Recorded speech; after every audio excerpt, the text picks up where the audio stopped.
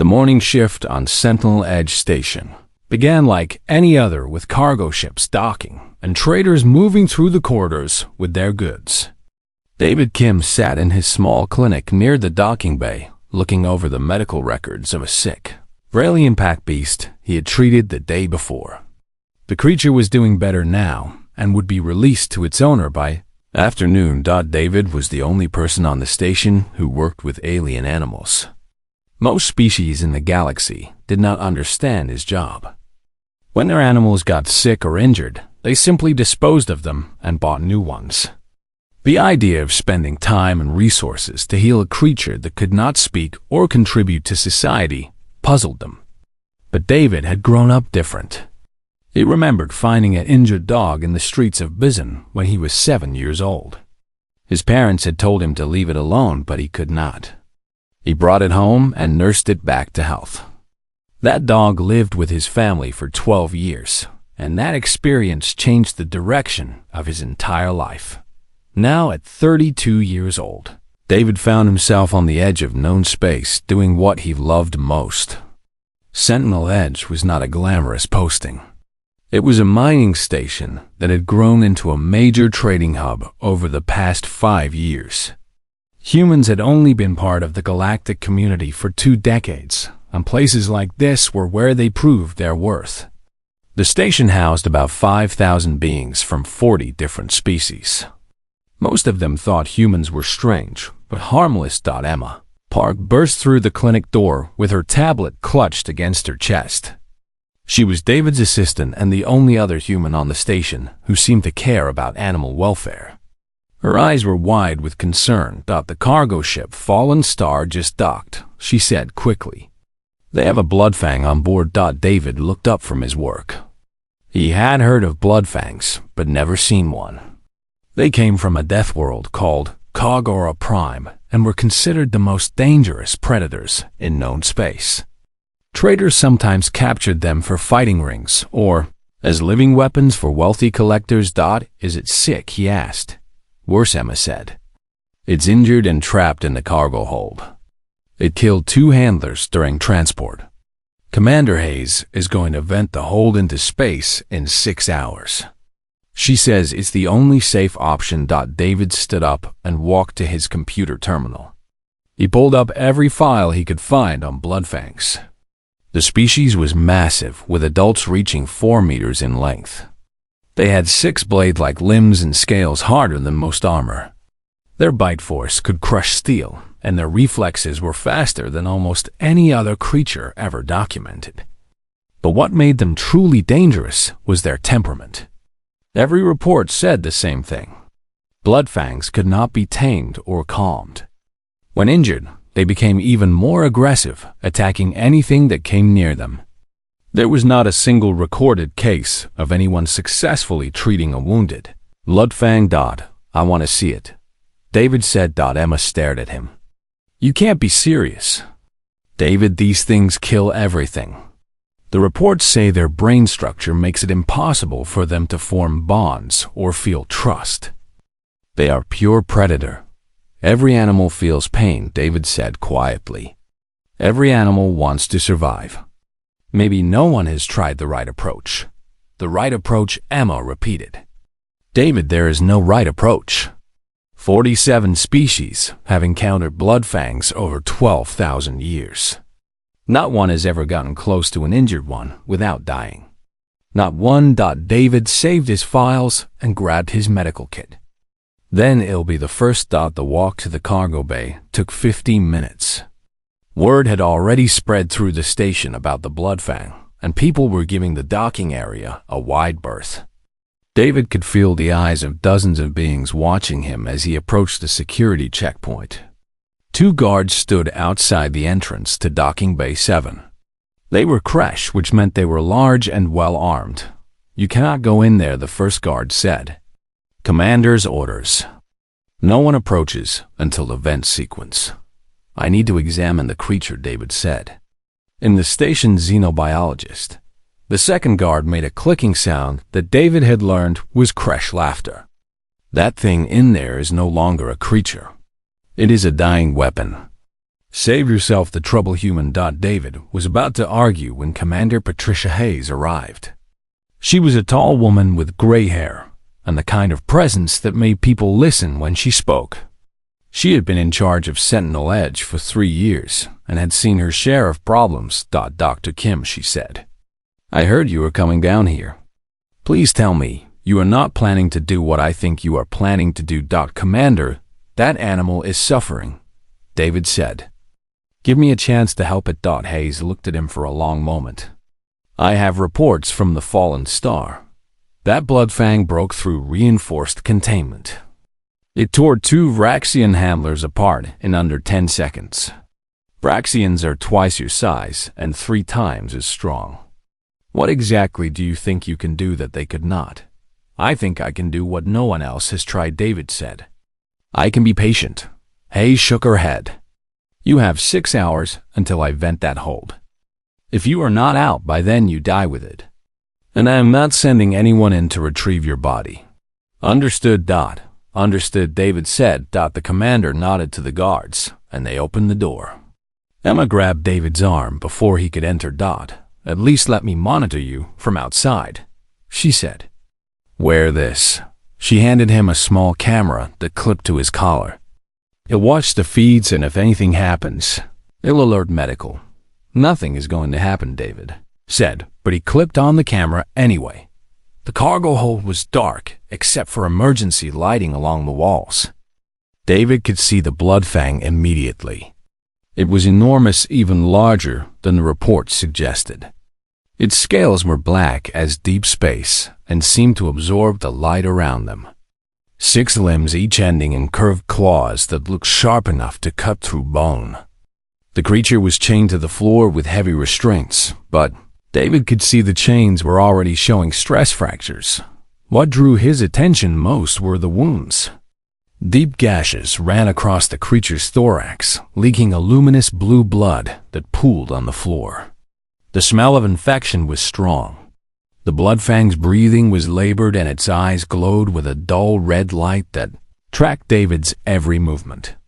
David did not approach. Instead, he sat down on the floor about 10 meters from the creature.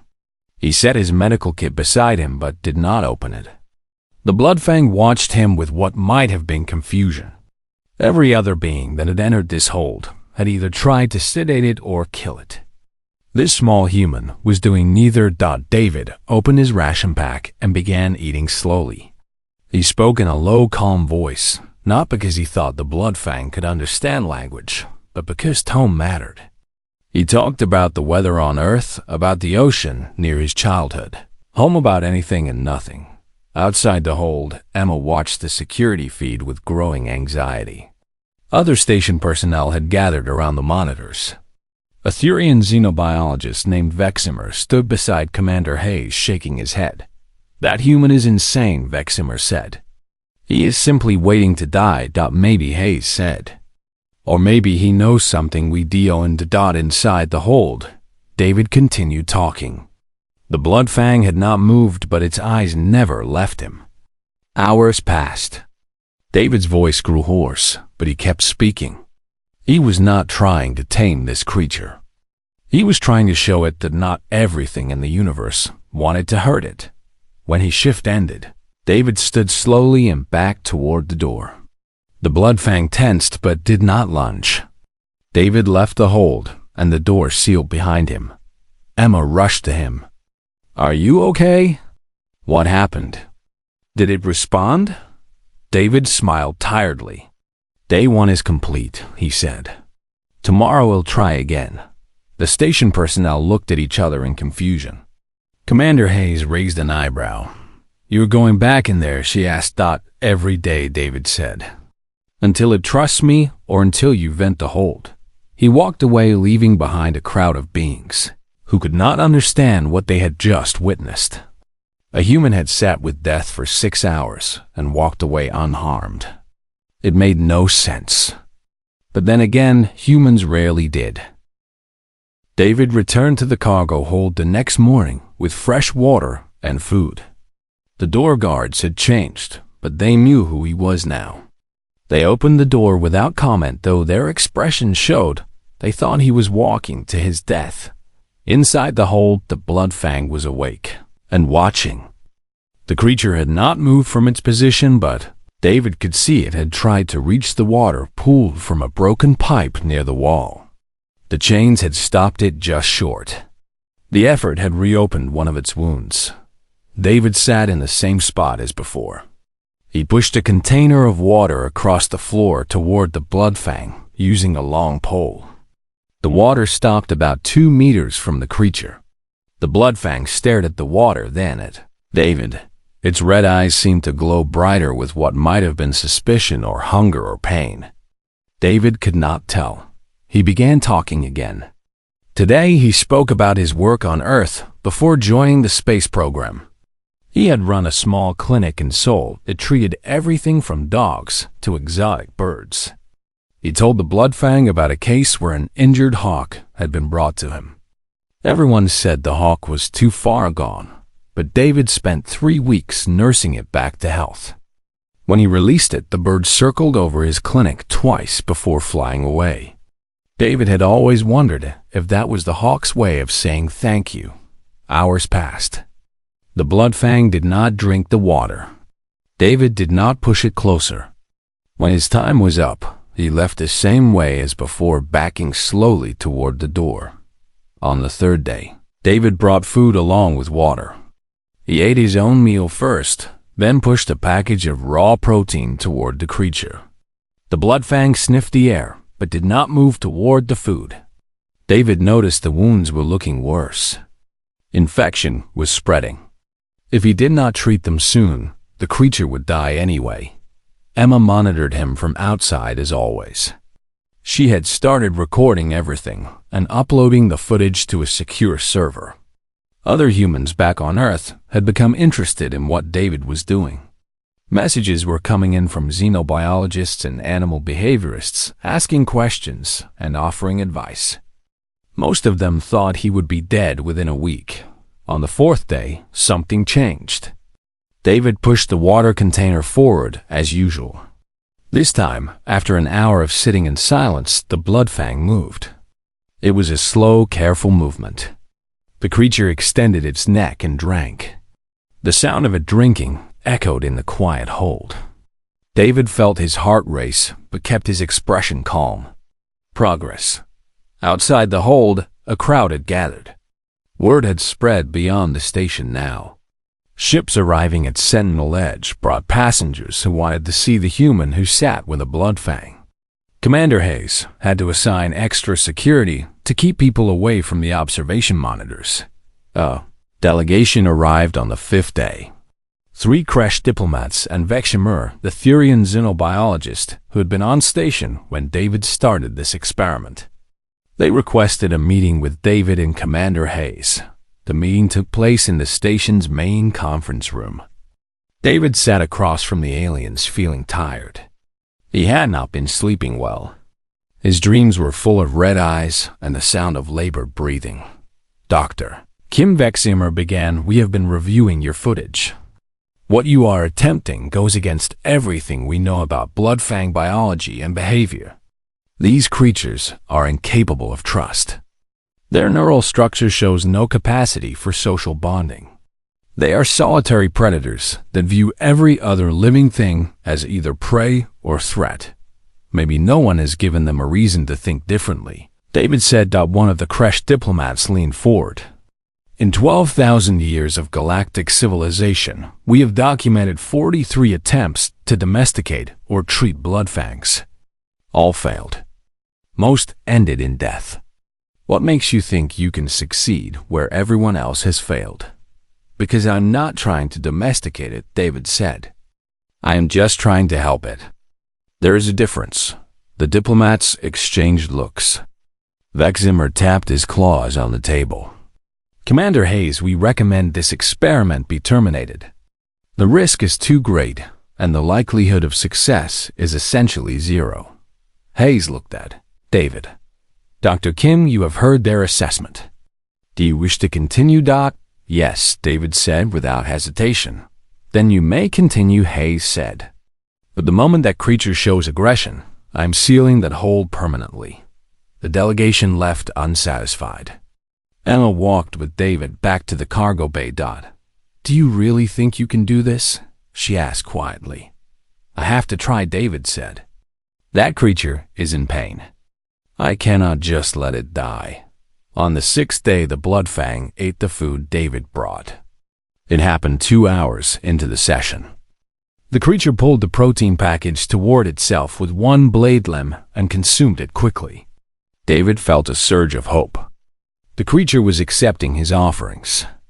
Trust was beginning to form, however fragile. Day 7 brought visitors of a different kind. The Vraxian captain who owned the Bloodfang arrived at the station with 6 armed guards. Captain Korthik was a massive being with gray-scaled skin and cold yellow eyes. He demanded an audience with Commander Hayes. The meeting was tense. Korthik claimed the Bloodfang was his property and that David's interference was theft.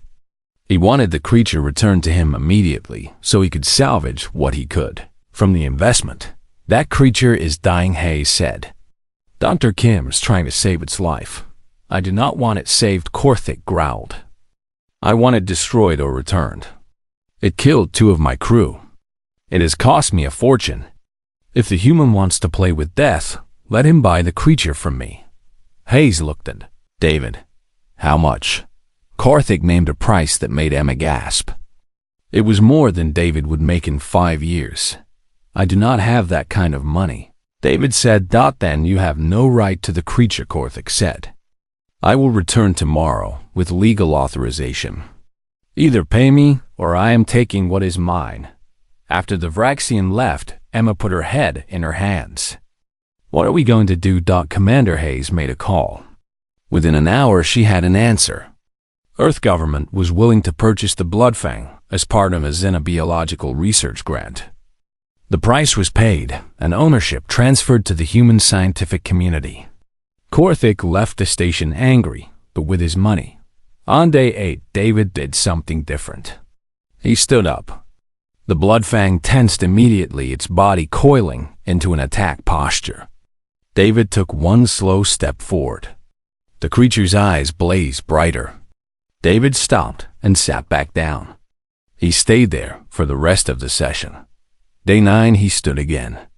One step forward. The Bloodfang watched but did not coil this time.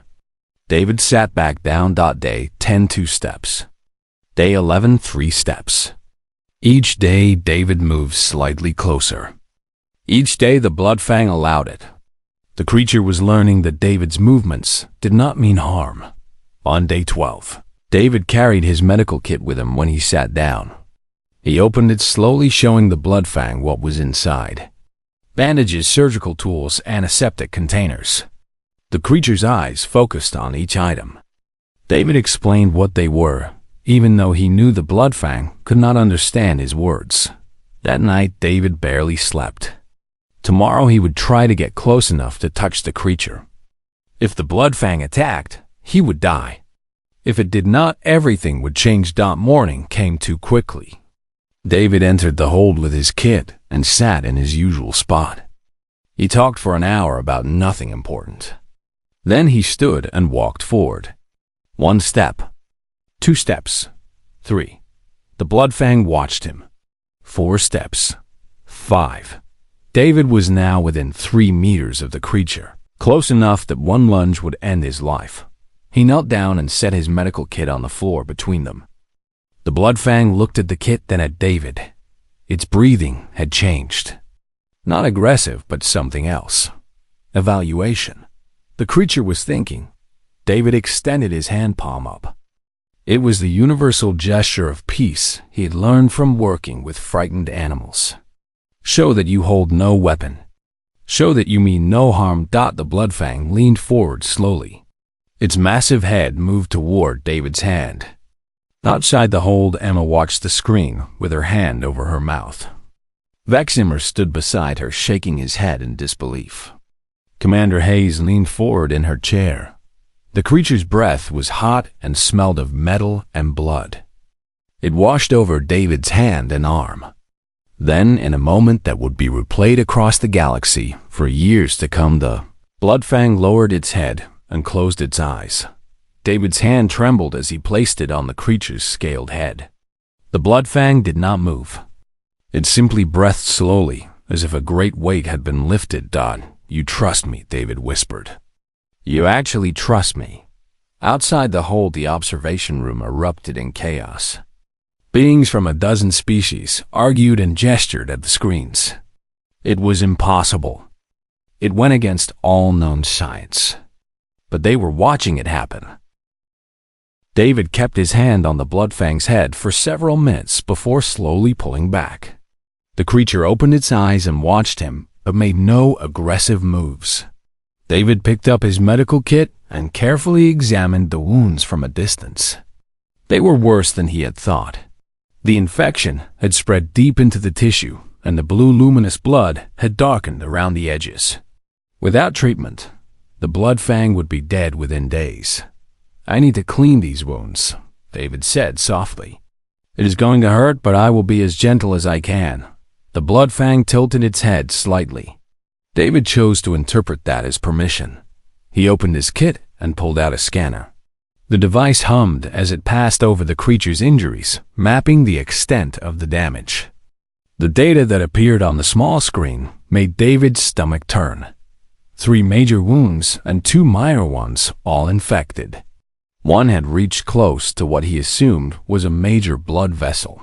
Outside the hold, Emma had contacted Dr. Marcus Chun, the station's medical officer. Marcus was a specialist in trauma surgery, and while he had never worked on a Bloodfang, he understood anatomy better than most. He appeared on Emma's communication screen looking concerned.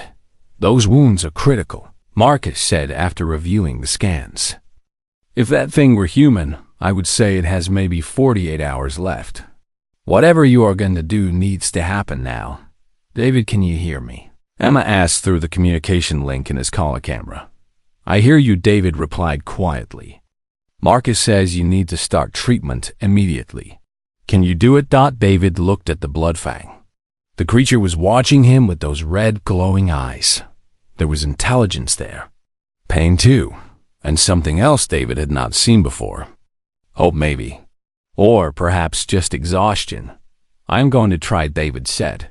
He pulled out an antiseptic spray and held it where the Bloodfang could see. "This will hurt," he explained, "but it will help fight the infection." The creature did not move. David took that as acceptance. The first spray made the Bloodfang flinch. Its muscles tensed, and for a moment David thought it would strike. But the creature held still. David worked quickly, cleaning the largest wound with steady hands. The Bloodfang's breathing grew heavier, but it did not pull away. Outside the hold, the observation room had filled with people again. Vex Zimmer stood at the front with his recording device capturing everything. Next to him were 2 other Thurian scientists who had arrived that morning specifically to witness this. Behind them were Kresh observers, Vrillian merchants, and even a few Quellan scholars who had traveled from 3 systems away. "This changes everything," one of the Thurian scientists whispered. "If a human can establish trust with a Bloodfang, what else is possible?" Vex Zimmer did not respond. He was too focused on the screens watching. David worked with the kind of patience and care that seemed impossible given the danger. Inside the hold, David had moved to the second wound. This one was deeper, and when he cleaned it, the Bloodfang made a sound. It was low and rumbling like distant thunder. David froze. The creature's eyes were squeezed shut and its body trembled. Pain. It was just expressing pain. "I know," David murmured. "I know it hurts. Just a little more." He finished cleaning and began applying a regenerative gel that was designed for Vraxian physiology. It was the closest match he could find to what might work on a Bloodfang. The gel would promote tissue repair and fight bacterial infection. At least that was the theory. Marcus walked David through the process over the communication link. "You need to get deep into that wound. Make sure the gel reaches all the infected tissue. If you miss any, the infection will just come back." David nodded and carefully worked the gel into the wound with a sterilized applicator. The Bloodfang shuddered, but remained still. Its trust in David was holding. 3 hours passed. David treated all 5 wounds with meticulous care. His hands cramped and his back ached from kneeling, but he did not stop. When he finally finished, the Bloodfang looked exhausted. Its eyes had dimmed and its breathing was shallow. David sat back and wiped the sweat from his forehead. "You did well," he said to the creature. "You were very brave." The Bloodfang opened one eye and looked at him. Then it did something that made David's breath catch. The creature shifted its massive body and moved closer to David. It was a small movement, just a meter or so, but the meaning was clear. The Bloodfang wanted to be near him. Commander Hayes watched from her office with her arms crossed. "I do not understand," she said to Emma, who stood beside her. "That creature should have killed him the moment he got close." "Maybe it knows he is trying to help," Emma suggested. "Animals do not think like that," Hayes replied. "They act on instinct." Emma gestured at the screen. Then explained that on the screen, David had leaned back against the wall of the hold, completely exhausted. The Bloodfang had curled its body into a loose circle, and its head was resting near David's leg. Not touching, but close. Protective, almost. The next day, David returned with fresh supplies. The Bloodfang was awake and alert. When David entered the creature lifted its head and made that same low rumbling sound. David smiled. "Good morning to you too," he said. He checked the wounds and was relieved to find they looked better. The infection had not spread further, and the regenerative gel seemed to be working. The edges of the wounds were already showing signs of healing. David changed the dressings and reapplied the gel. The Bloodfang barely flinched this time. Outside interest in David's work had grown exponentially. News networks across the galaxy were running stories about the human and the Bloodfang. Scientists were debating the implications. Politicians were arguing about what it meant for human integration into galactic society. A formal delegation arrived on day 15. It was led by Ambassador Helena Cross from Earth's diplomatic corps, along with representatives from 6 other major galactic powers. They wanted to understand what David had done, and more importantly, how they could replicate it. The meeting took place in the same conference room as before. David sat across from a table full of important people, feeling distinctly out of place. Dr. Kim, Ambassador Cross, began, "We have been reviewing all the footage of your interactions with the Bloodfang. Our xenopsychologists are baffled. According to every model we have, this should not be possible. Can you explain your methodology?" "I just treated it like any other scared, injured animal," David said. "I showed it that I was not a threat. I gave it time to trust me. Then I helped it." "But Bloodfangs are not like other animals," one of the creche representatives said. "They have no social structure. They do not form bonds. They are solitary killers. Maybe they are solitary because no one ever tried to be their friend." The room fell silent. Vex Zimmer, who had been invited to the meeting, leaned forward. "Dr. Kim, are you suggesting that Bloodfang behavior is not biological, but social? That they are aggressive because of how others treat them?" "I am suggesting that every living thing responds to kindness," David said. "Maybe Bloodfangs are aggressive because every other species approaches them with weapons and chains and fear. Maybe if someone had tried patience instead of force, we would have learned this a long time ago." Ambassador Cross exchanged glances with her colleagues. "Dr. Kim," she said carefully, "do you understand what you have done? You have not just healed one creature. You have potentially opened the door to understanding dozens of species we thought were beyond reach. This could change how we approach conservation, xenobiology, even diplomacy." "I just wanted to help an animal that was suffering," David said quietly. The meeting continued for another hour with various officials asking technical questions and discussing implications. David answered as best he could, but mostly he wanted to get back to the cargo hold. He had left the Bloodfang alone for too long. When he finally returned, the creature was pacing within the limits of its chains. When it saw David, It settled down immediately and moved toward him. David knelt, and the Bloodfang lowered its head so David could check the wounds. They were healing well. "You are going to be okay," David said. "Another week, and you will be completely healed." The Bloodfang made its rumbling sound again. David had started thinking of it as a purr, though he had no idea if that was accurate. It was simply the sound the creature made when it was content. Emma entered the hold for the first time that evening. She had finally worked up the courage after watching David interact safely with the Bloodfang for over 2 weeks. The creature watched her approach, but did not react aggressively. "Hi there," Emma said nervously.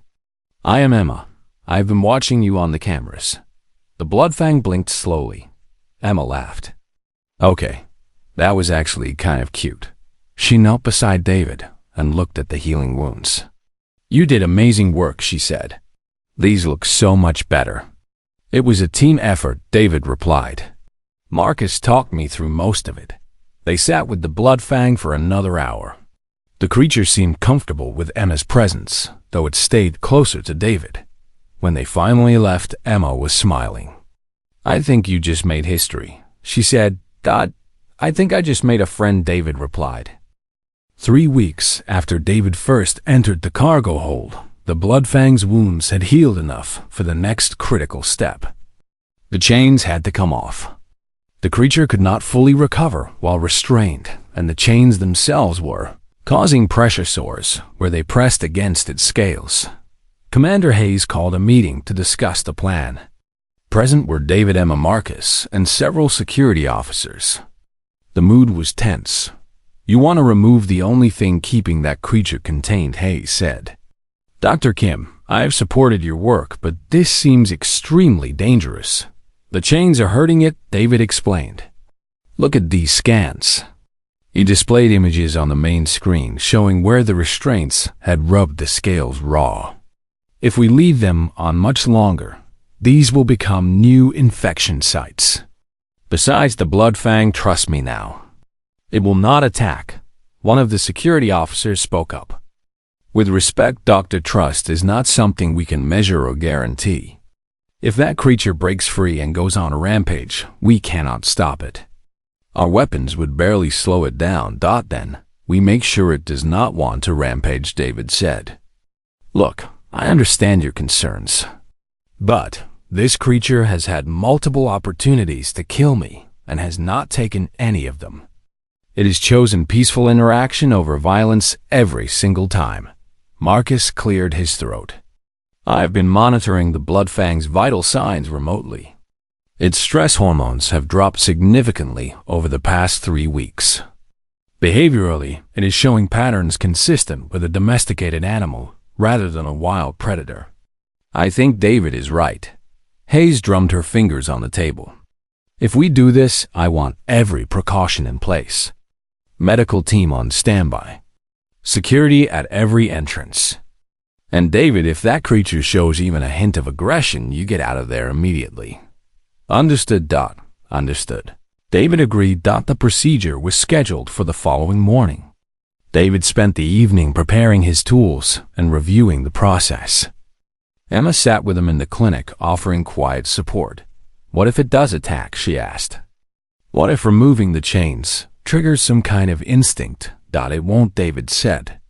"I know this creature now. It wants to be free, but it also knows I'm trying to help. You have a lot of faith in an animal that most of the galaxy considers a killing machine," Emma observed.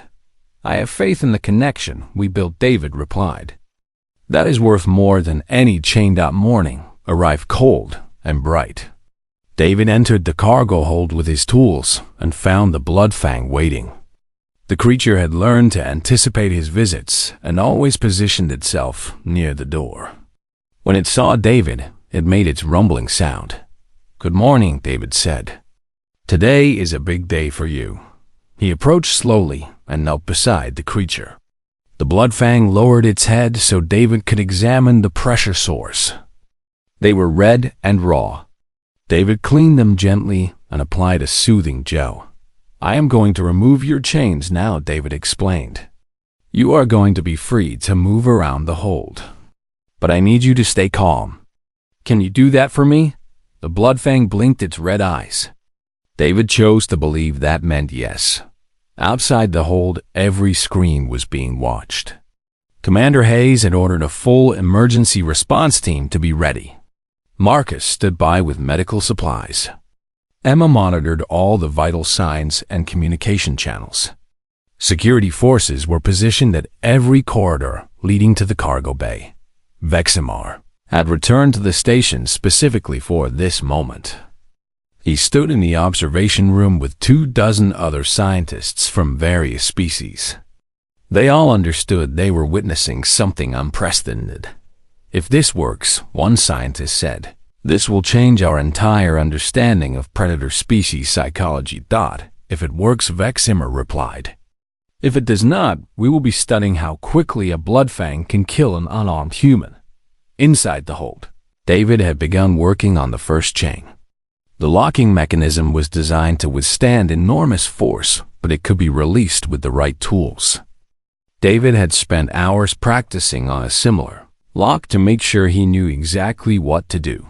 The first chain fell away with a heavy metallic sound. The Bloodfang flinched at the noise but did not move otherwise. David moved to the second chain. His hands were steady, despite the adrenaline coursing through his system. You are doing great, David murmured.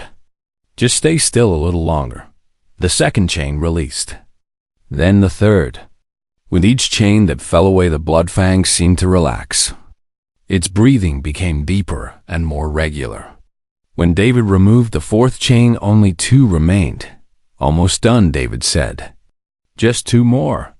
The fifth chain was stuck. The locking mechanism had been damaged when the Bloodfang struggled against it during transport. David had to use a plasma cutter to carefully slice through the metal. The tool hummed and sparked as it worked. The Bloodfang watched the bright light but did not pull away. Got it, David said as the chain fell. 1 more. The final chain was around the creature's rear limbs. David had to move behind the Bloodfang to reach it. This was the most vulnerable position he had been in during the entire process. One strike from those powerful legs, and he would be dead instantly. Emma's voice came through his communication link. David, are you sure about this? You cannot see its face from that angle. If it decides to attack, you will not have any warning. I trust it, David said simply. He positioned himself behind the minority. Bloodfang began working on the final lock. The creature remained perfectly still. David could feel the powerful muscles beneath the scales tense and relaxed with each breath. The lock released and the final chain fell away. The Bloodfang was free. For a long moment, nothing happened. The creature stood completely still, as if unsure what to do with its newfound freedom. Then slowly it began to move. It stretched each limb in turn, testing its range of motion. The movement was cautious, almost tentative.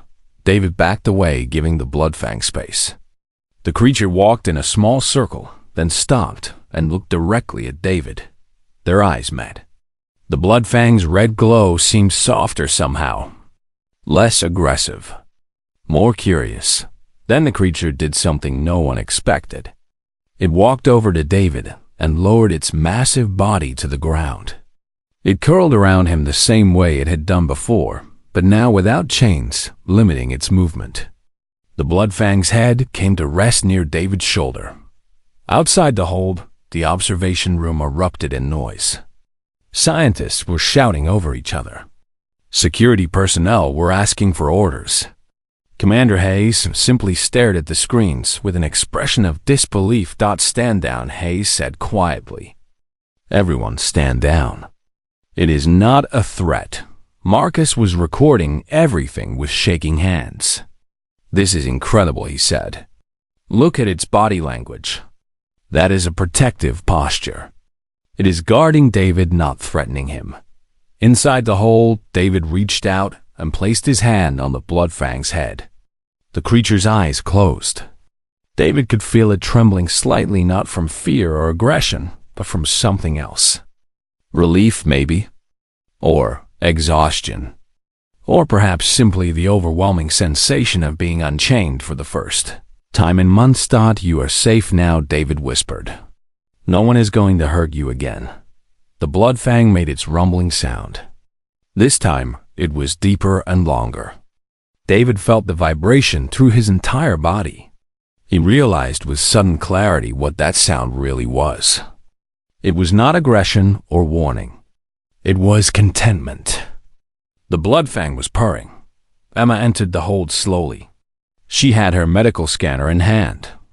The Bloodfang watched her approach but did not move from its position around David. Emma knelt and began scanning the areas where the chains had been. The pressure.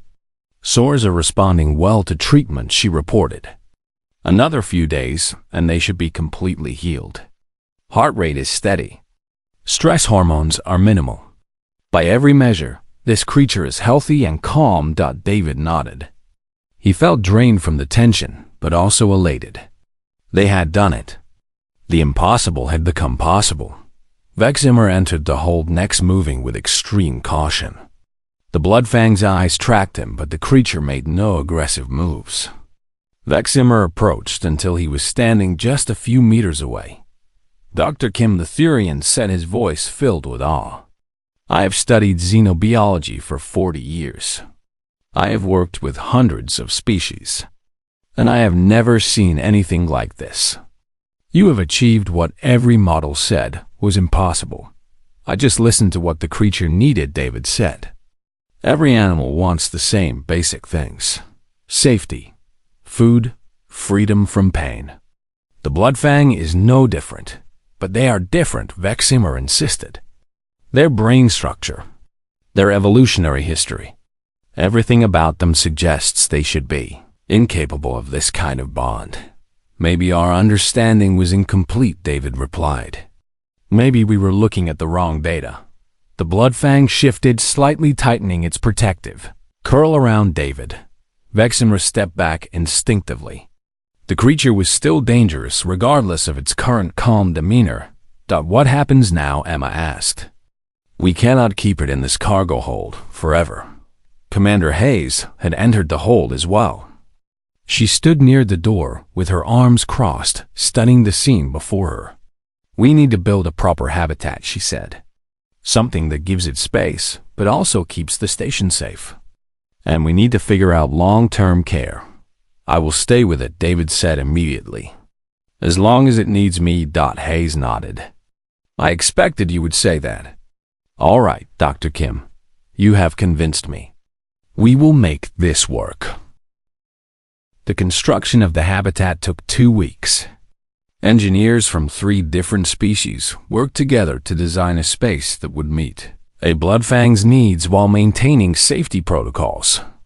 The result was a large enclosed area in one of the station's unused cargo sections. It had high ceiling space to move and environmental controls that could simulate conditions from Cargora Prime. During the construction, David spent every day with the Bloodfang in the original cargo hold. The creature had become remarkably comfortable with human presence. Emma, Marcus, and even some of the security officers had been able to enter the hold without incident, though the Bloodfang always stayed closest to David. News of David's success had spread throughout the galaxy. Scientists, xenopsychologists, and government officials from hundreds of worlds were requesting access to study the Bloodfang. Commander Hayes was overwhelmed with communication requests. The station that had been a quiet mining outpost was now the center of galactic attention. A symposium was organized to discuss the implications. It was held in Sentinel Edge's largest conference facility and attended by over 200 beings from dozens of species. David was invited to present his findings. He stood at the front of the room, feeling out of place among so many distinguished scientists and scholars. Emma had helped him prepare a presentation, but as he looked out at the crowd, David decided to speak from the heart. Instead, for thousands of years, we have believed that certain species are beyond reach, he began. We categorize them as dangerous, as aggressive, as impossible to work with. But what if we were wrong? What if the problem was not the creatures, but our approach to them. He displayed footage of his first day with the Bloodfang. The audience watched in silence as David sat quietly on the floor making no demands, asking for nothing in return.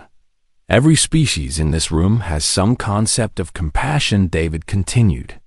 But humans have extended that compassion in unusual ways. We domesticated wolves thousands of years ago. We formed bonds with creatures that hunted us. We saw potential for partnership where others saw only danger. This is not because we are braver or smarter. It is because we have always believed that understanding is possible even with our predators. A crushed scientist raised a claw. Dr. Kim, are you suggesting that any dangerous species can be tamed through patience and kindness? I am suggesting that we try understanding before we try controlling, David replied. The Bloodfang did not need to be tamed. It needed to be treated with respect and care. Once it understood I was not a threat, it made the choice to trust me. That is very different from domestication. Vex single quotes. IMAR stood from his seat in the front row. I have analyzed every moment of Dr. Kim's interactions with the Bloodfang. I have compared it to thousands of hours of footage from other species attempting similar contact. The difference is striking. Other species approach with confidence in their methods. Humans approach with humility. They assume the creature has intelligence and agency. They wait for consent rather than demanding compliance. The room erupted in discussion. Some scientists agreed enthusiastically, while others argued that this was a unique case and could not be replicated. David listened to both sides. Ambassador Cross stood, and the room quieted. Dr. Kim, she said, Earth's government would like to propose a new initiative. We want to establish sanctuaries for dangerous or misunderstood species, staffed by humans trained in your methods. We believe this could change how the galaxy approaches conservation, and XENOBIOLOGY. David felt the weight of that proposal. It was bigger than he had imagined. Bigger than one Bloodfang on one station. I would need help, David said. A team of people who understand animals and who have the patience for this kind of work. Emma stood from her seat in the back. I volunteer. Marcus raised his hand as well. Count me in. Over the next hour, 12 more humans in the room volunteered. They were xenobiologists, veterinarians, animal behaviorists, and simple enthusiasts who had been following David's work. Ambassador Cross smiled. Then, we have the beginning of something important, she said. The symposium continued for 3 more days. Working groups were formed to study David's methods and develop training protocols. Several species offered planets or stations where sanctuaries could be built. The Galactic Council officially recognized the initiative and provided funding. Through it all, David spent his evenings with the Bloodfang. The creature had been moved to its new habitat and had adapted well. It had space to run and climb, and even a small pool for bathing. David visited every evening after the symposium sessions ended. One night, as he sat with the creature, he realized something profound. The Bloodfang had a name now. Not one David had given it, but one that had emerged naturally from their relationship. Red. Everyone on the station called it Red because of its glowing red eyes. The creature responded to the name, tilting its head when David said it. You changed everything, David said quietly. You know that, Red. You proved that understanding is always possible. Red made its rumbling purr sound and nudged David with its massive head. David laughed and scratched behind the ridge where its skull met its neck. He had learned that Red enjoyed this kind of touch. Emma found him there an hour later. She sat down beside him, and Red shifted to include her in its protective curl. The council approved the sanctuary program, she said. 6 locations to start with. They want you to lead the training program. David nodded slowly. That is a big responsibility. You created this, Emma said. You showed everyone that there is another way. Now you get to teach it. What if it does not work with other creatures? David asked. What if Red was just a special case? Then we learn from that too, Emma replied. But I do not think Red is special. I think what you did is special, and it can be taught. Over the following months, the Sanctuary program took shape. David returned to Earth briefly to help establish a training center. Volunteers came from all over human space, eager to learn. David taught them patience, observation, and empathy. He showed them footage of those first days with Red. He explained that every creature is an individual, and that building trust takes time. The first sanctuary opened on a moon in the Kepler system. It was designed for Vraxian ridge beast creatures, known for their aggressive territorial behavior.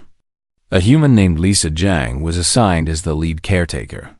David visited during the first week to observe. Lisa sat with the ridge beast the same way David had sat with Red, patient, quiet, and unthreatening. The beast watched her with suspicious eyes, but it did not attack. After 3 days, it drank the water she offered. After a week, it ate from her hand. After 2 weeks, it allowed her to approach Dawn. It works, Lisa said with tears in her eyes. Your method actually works. More sanctuaries opened. More humans trained in David's approach. More dangerous creatures learned that not all beings were threats.